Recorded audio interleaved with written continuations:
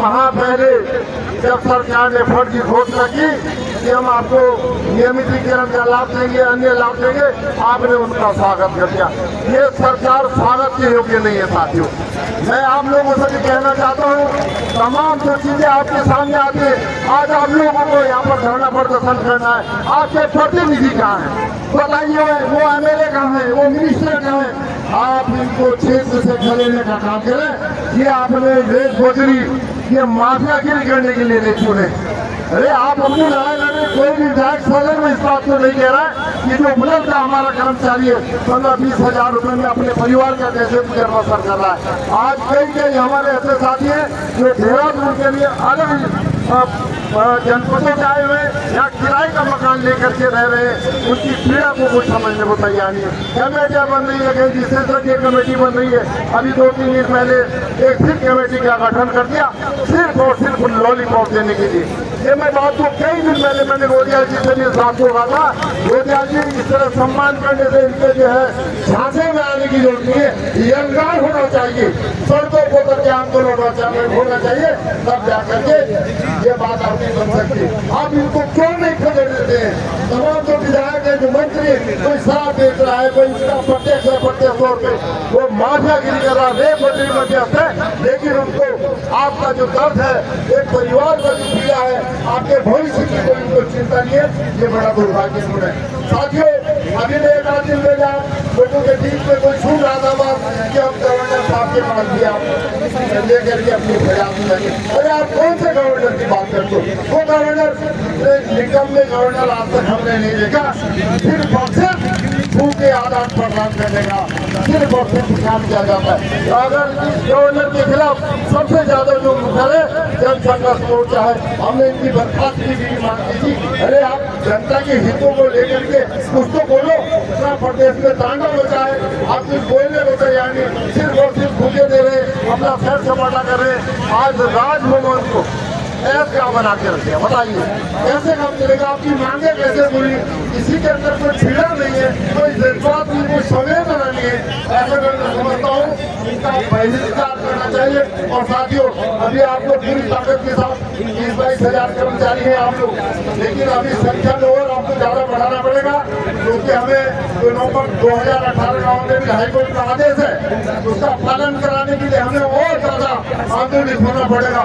और मजे की बात आप देख लीजिए साथियों, अगर विधायकों के वेतन भत्ते बढ़ने की बात आती है, विधायकों की सुविधा बढ़ने की बात आती है, रात में विधेयक पास हो जाता है। सारे के सारे विधायक एक हाथ में आवाज उठा करके अपना बिल पास करा देते हैं। लेकिन दुख जब होता है जब विधानसभा के अंदर कोई भी विधायक, कोई भी मंत्री इस बात को नहीं बोलता कि इनका परिवार कैसे चल रहा है, कैसे बुलंद के लिए अपना गुजर बसर कर रहे हैं, इनके नियमितीकरण का क्या होगा, इनके बच्चों का भविष्य क्या होगा। ये पढ़ाई लिखाई करने वाले जो तमाम बच्चे हैं, उन्हें स्कूल जाने वाले छोटे छोटे बच्चे, उनका जीवन बसर कैसे होगा, कैसे वो शिक्षा हासिल करेंगे, इस बात पर मंथन करने की जरूरत है। लेकिन कोई आज बोलने को तैयार नहीं है। साथियों, हम लोगों को और ज्यादा मुखर होना पड़ेगा, और मुखर इसलिए भी होना पड़ेगा क्योंकि आप ये समझ लीजिए, सरकार इस बात को लेकर के रोना रोती है कि वित्तीय भार बढ़ जाएगा।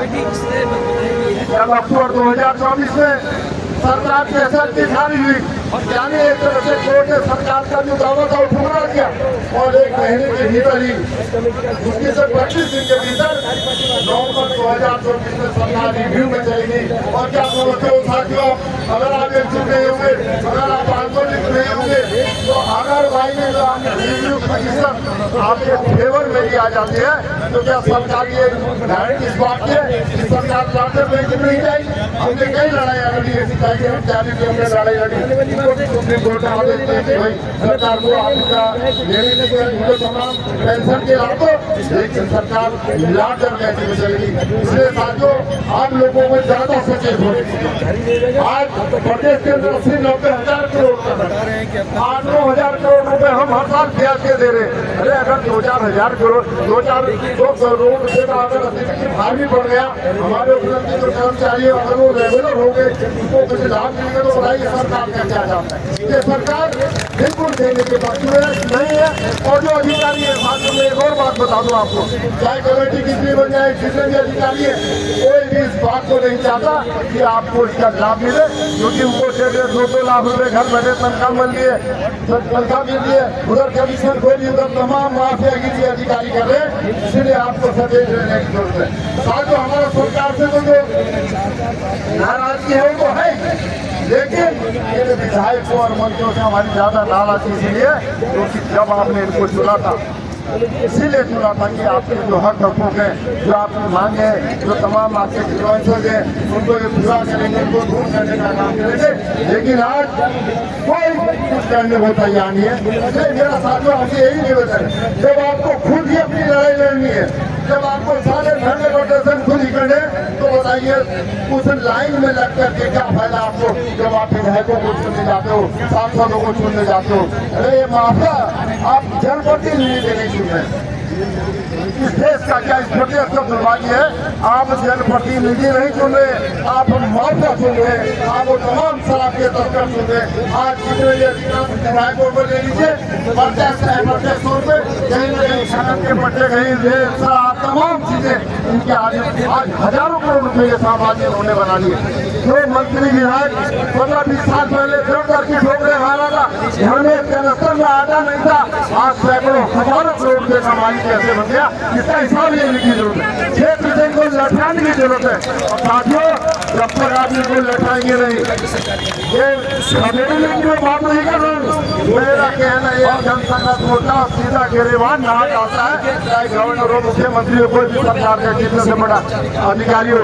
अगर इस प्रदेश के अंदर कई गवर्नरों को ठिकाने लगाने का काम किया है, तो जन संघर्ष मोर्चा ने क्या है, चाहे अजीत तुलसी हो, चाहे के पॉल हो, तमाम को। अभी हमारा जो है ये पूरा आंदोलन हमारे सिंह जी है, गवर्नर है, उनके खिलाफ चल रहा है। थोड़ा सा हमें लिहाज जिस बात का करना पड़ता है वो फौज है, उनके खिलाफ इसलिए बोलते वो भूल जाते हैं ना। लेकिन फौजी का सम्मान करना मेरा या सभी का धर्म है।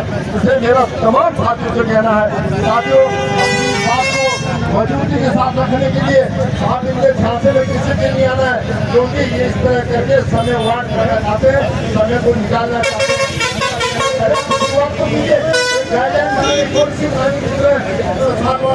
उसके बाद ऐसा सिस्टम बनाइए जिससे हमारा जो कर्मचारी है दो